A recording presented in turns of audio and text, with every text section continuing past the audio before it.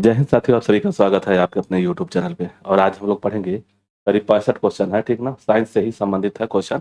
और इसका पीडीएफ इसी वीडियो के लिंक में टेलीग्राम पे एक लिंक होगा, वहां से आप डाउनलोड कर सकते हैं। फ्री में है, ये नहीं है कि उसका पैसा लगेगा, चार्ज लगेगा।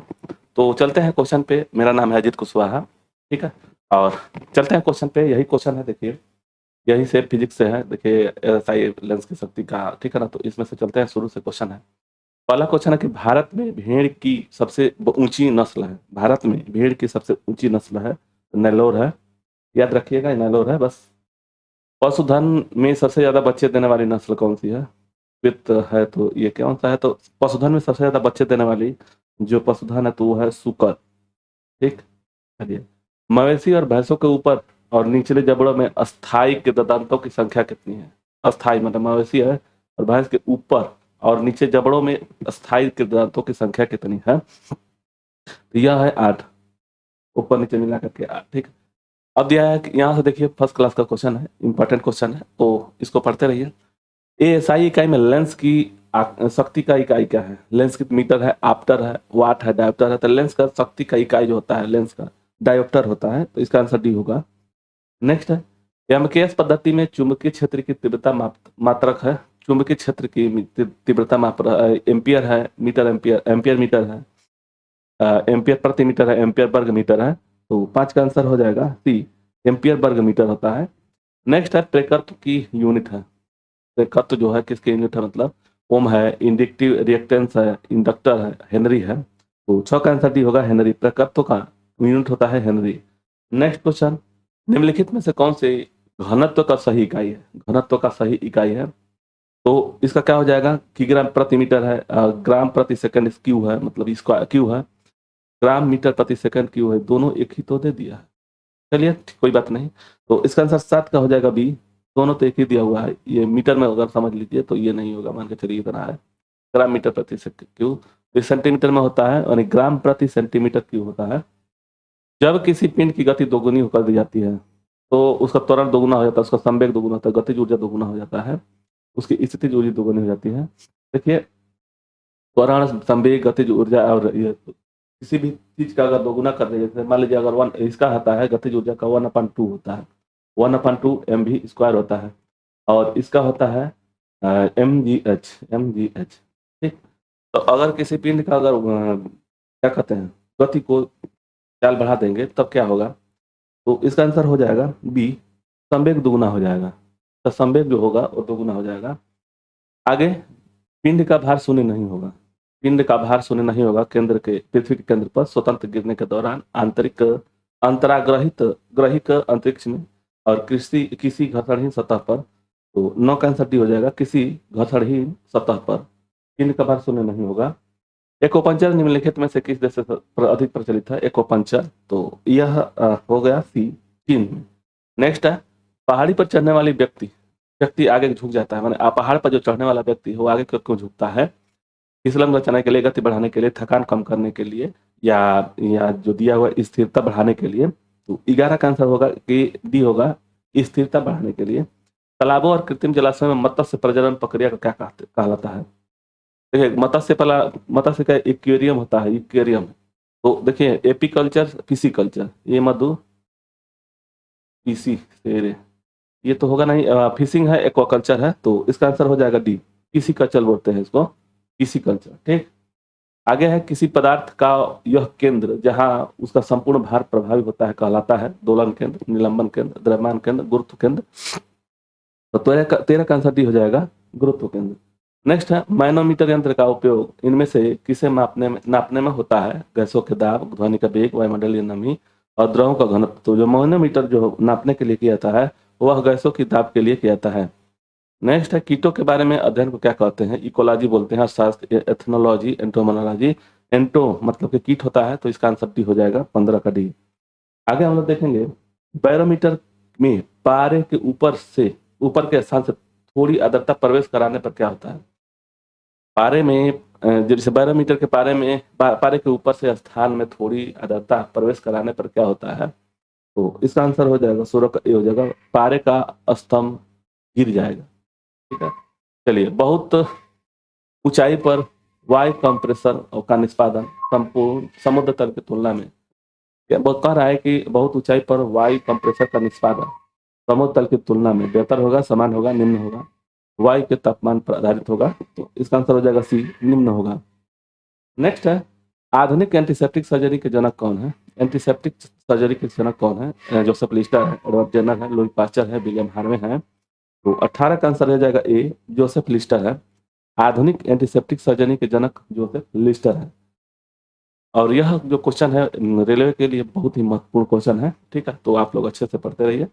आणविक संगठन के द्वारा ऊष्मा का संप्रेषण क्या कहलाता है? आणविक संगठन के द्वारा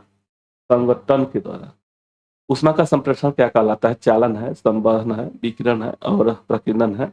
तो इसका आंसर हो जाएगा ई, चालन। नेक्स्ट, तापमान में वृद्धि होने से वायु की तापीय चालकता, जो वायु की तापीय चालकता है, बढ़ती है, घटती है, वही रहती है, उपरोक्त में से कोई नहीं।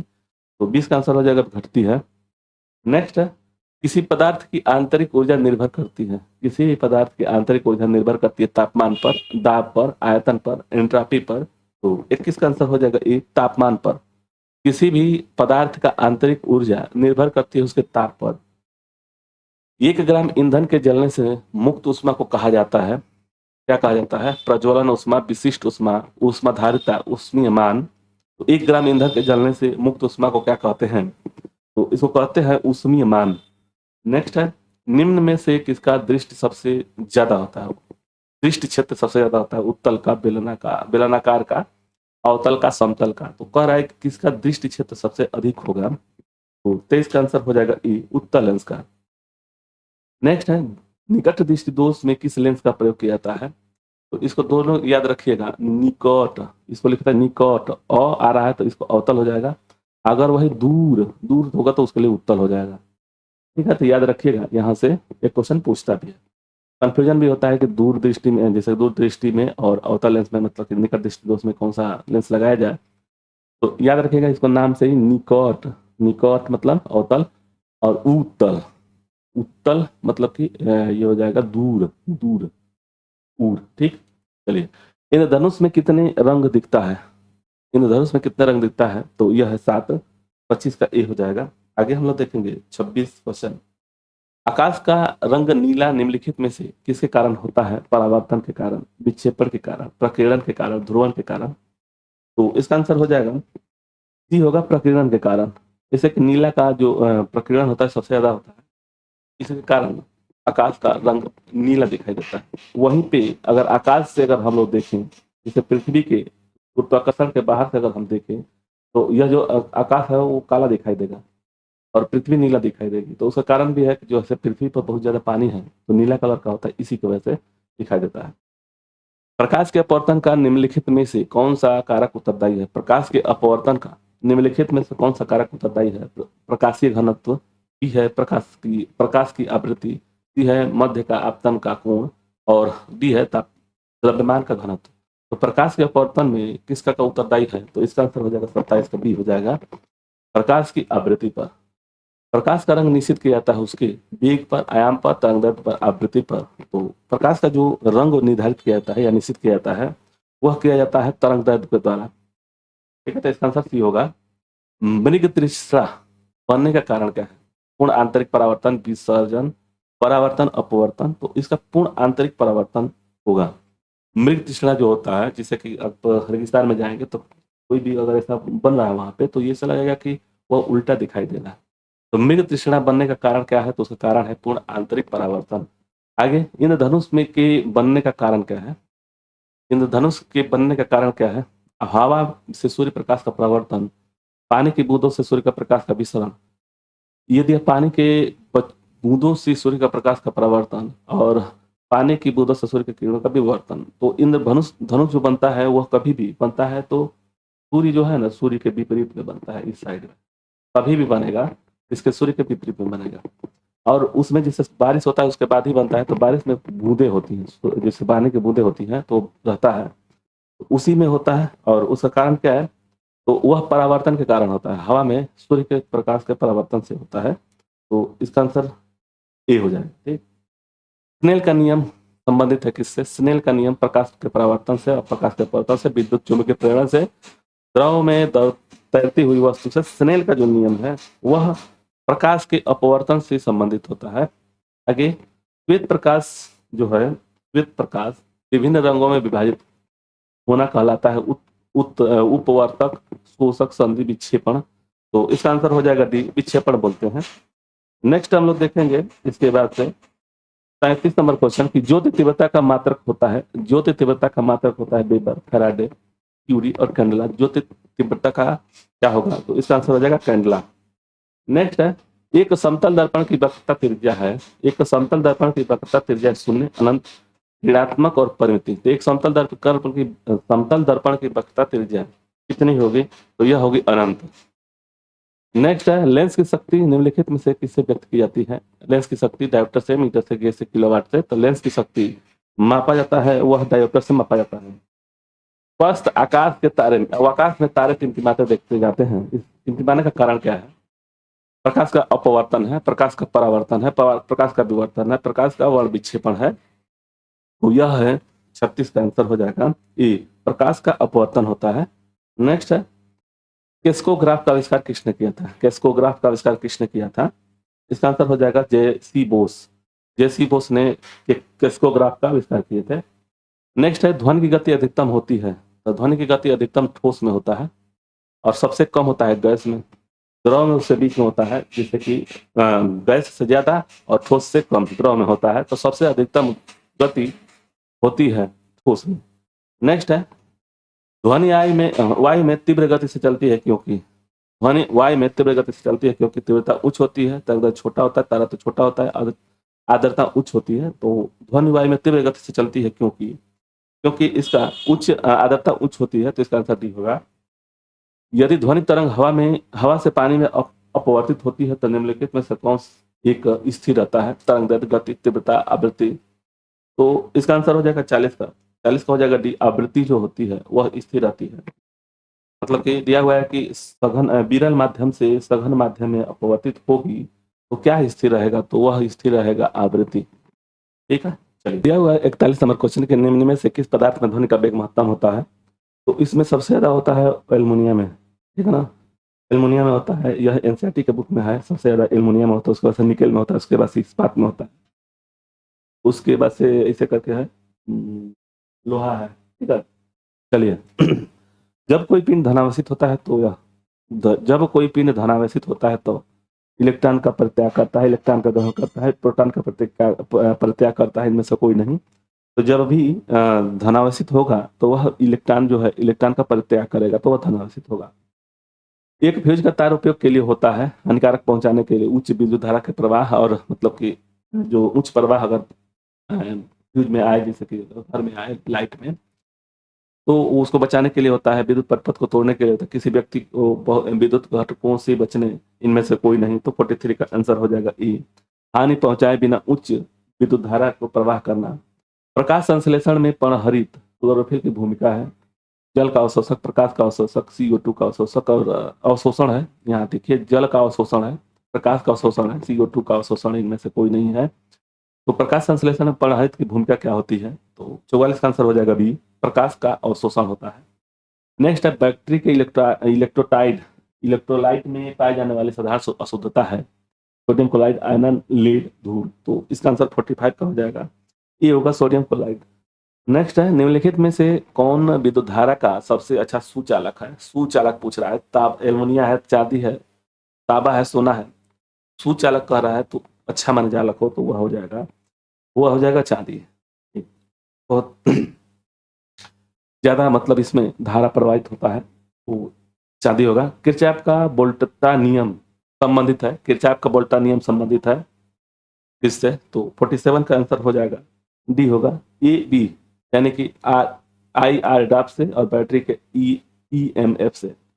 ठीक है, प्रकाश संश्लेषण में हरे पौधे द्वारा कौन सी गैस छोड़ी जाती है? प्रकाश संश्लेषण द्वारा हरे पौधे द्वारा कौन सी गैस छोड़ी जाती है? ऑक्सीजन, नाइट्रोजन, जलवाष्प और कार्बन डाइऑक्साइड। तो प्रकाश संश्लेषण जो होता है वह होता है, ये होता है ऑक्सीजन। नेक्स्ट है, खाने में प्रयोग किए जाने वाले तेल किस प्रक्रिया से घी में परिवर्तित होते हैं? खाने में प्रयोग किए जाने वाले तेल किस प्रक्रिया से घी में परिवर्तित होते हैं? हाइड्रोजनेशन, आशवन, क्रिस्टलीभवन, ऑक्सीकरण। तो 49 का आंसर हो जाएगा ई, हाइड्रोजनेशन के कारण से। आरएनए का तात्पर्य है ribo, RNA ribo new acid होता है, न्यूक्लिक एसिड होता है, राइबो न्यूक्लिक एसिड होता है, तो इसका आंसर सी हो जाएगा 50 का, सी होगा राइबो न्यूक्लिक एसिड होता है।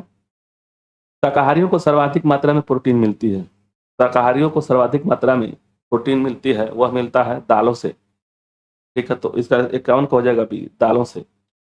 कैलोरीमीटर प्रायः किससे बना होता है? जो कैलोरीमीटर किससे बना होता है? तांबा का, पीतल का, एल्युमिनियम का, जस्ता का, तो यह बना होता है तांबा का, तो इसका आंसर ये होगा। विद्युत वाहक बल बराबर होता है, विद्युत वाहक बल बराबर होता है बल के ऊर्जा प्रति यूनिट आवेश के कार्य के, तो इसका आंसर हो जाएगा सी। कुनैन किससे प्राप्त किया जाता है? तो कुनैन सिनकोना से प्राप्त किया जाता है, ये रट्टा मार लीजिए। कुनैन जो होता है किससे प्राप्त किया जाता है? तो सिनकोना वृक्ष से पाया जाता है, तो इसका आंसर हो जाएगा 54 का बी। नेक्स्ट है, अधिकांशतः प्रयोग किया जाने वाला प्रतिजैविक पेनिसिलिन बनता है, शैवाल से है, जीवाणु से है, कवक से है, रासायनिक साधनों से, तो 55 का आंसर हो जाएगा जीवाणु से, 55 का आंसर हो जाएगा जीवाणु से। आगे, पेट्रोल ईंधन कार्य करता है, पेट्रोल ईंधन कार्य करता है ऑटो चक्र से, ऑटो चक्र पर, जूल चक्र पर, रेनकाइन चक्र से या कार्नो चक्र से, तो 56 का आंसर हो जाएगा ए, ऑटो चक्र से। एक सूखी सेल में कौन सी ऊर्जा पाई जाती है? यांत्रिक ऊर्जा, विद्युत ऊर्जा, रासायनिक ऊर्जा और चुंबकीय, विद्युत चुंबकीय, तो 57 का आंसर हो जाएगा सी, हो जाएगा रासायनिक ऊर्जा। असल फल उत्पन्न होता है, असल फल परागकोश से, अंडकोश से, अंडाशय से, बीजांड से, तो असल जो फल होता है वह कहाँ से प्राप्त होता है? तो वह प्राप्त होता है सी, अंडाशय से। नेक्स्ट है, 59 के शुष्क सेल में ऋणात्मक इलेक्ट्रोड के रूप में इस्तेमाल किया जाता है, तांबा, जिंक, टीन, एल्युमिनियम, तो यह इंपॉर्टेंट है। ऋणात्मक में कौन सा होगा? तांबा होगा, जिंक होगा, टीन होगा, एल्युमिनियम होगा, तो 59 का भी हो जाएगा, जिंक होता है। नेक्स्ट, निम्न में से किस धातु की चालकता सबसे अधिक है? चालकता धातु की चालकता सबसे अधिक होती है, तो 60 का आंसर हो जाएगा सी, चांदी का। नेक्स्ट है, मुक्त रूप से निलंबित सुई की किस दिशा में लटकती है? देखिए, उत्तर दिशा में, उत्तर पश्चिम दिशा में, उत्तर दक्षिण दिशा में, पूर्व दिशा में, और तो उत्तर दक्षिण दिशा में, तो इसका आंसर हो जाएगा 61 का बी। नेक्स्ट है, डीसी की तुलना में एसी का लाभ है, जो एसी होता है और डीसी की तुलना में एसी का लाभ क्या है? एसी में अधिक विद्युत ऊर्जा होती है, एसी बोर्ड का घट बढ़ मुक्त होती है, एसी की उत्पादन लागत कम है, एसी को लंबी दूरी तक न्यूनतम शक्ति हानि को भेजा जा सकता है। एसी को क्या कर रहा है कि एसी डीसी की तुलना में एसी का लाभ क्या है? तो इसका आंसर हो जाएगा डी, कि एसी की लंबी दूरी तक न्यूनतम ह्रास के कारण भेजा जा सकता है, तब न्यूनतम ह्रास होता है। विद्युत धारा का चुंबकीय प्रभाव सर्वप्रथम अवलोकन किया गया, विद्युत धारा का चुंबकीय प्रभाव सर्वप्रथम अवलोकन किया गया हेनरी द्वारा, ऑस्टेट द्वारा, फैराडे द्वारा, वोल्टा द्वारा, तो 63 का आंसर हो जाएगा बी, ऑस्टेट द्वारा।